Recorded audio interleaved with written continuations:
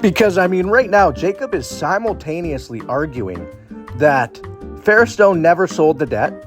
They always were the creditor. But at the same time, they did sell the debt on April 29th. And that we were super willing to provide proof of ownership, and we already have. But we don't have to, and we're not going to here. What's up, guys? Today we're dealing with another bank lawyer. His name is Jakob Sanderson of Matthew Dinsdale Law, who is acting on behalf of Fairstone. So here Jakob Sanderson claims that all material times the creditor to whom the debt was owed was Fairstone. But Fairstone did sell the debt on April 29, 2025. This is contradictory in itself. At the time the debt was sold at April 29th, the creditor to whom the debt was owed would not have been Fairstone. It would have been to the purchaser of the contract on April 29, 2025. So, this one sentence in itself already doesn't make any sense. The next part, it says that the claimant's request for a sworn affidavit from a chartered accountant to verify the ownership of debt was not supported by the Act, and Fairstone is under no obligation to provide such. So Jacob is trying to claim that Fairstone is under no obligation to demonstrate their legal standing to collect the debt. So Fairstone just doesn't have to prove anything. Jacob's saying Fairstone can just lay claim to any of your assets and they don't have to prove they own it. That's a stretch. That's beyond a stretch. This is absolutely ridiculous. Now, this single section of the Consumer Protection Act of BC just absolutely demolishes the entirety of Jacob's argument. The prohibition and burden of proof. A supplier must not commit or engage in deceptive act or practice in respect of a consumer transaction.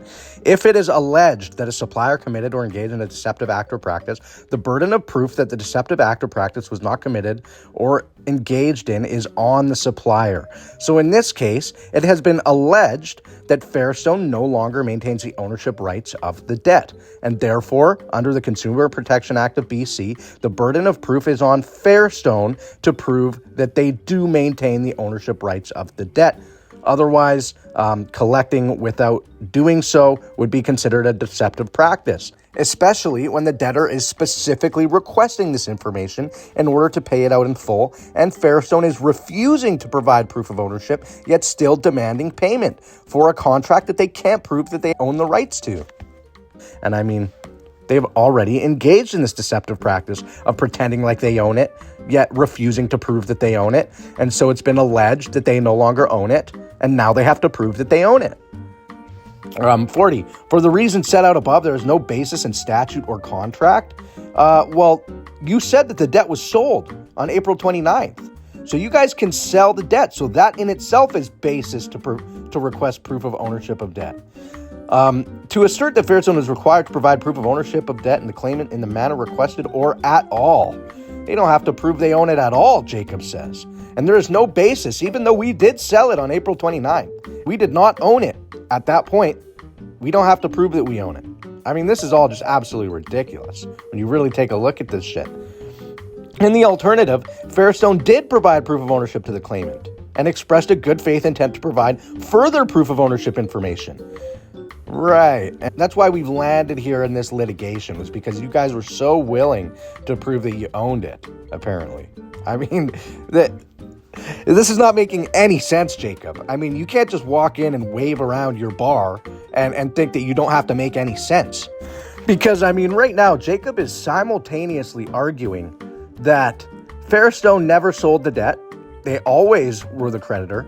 But at the same time, they did sell the debt on April 29th. And that we were super willing to provide proof of ownership, and we already have.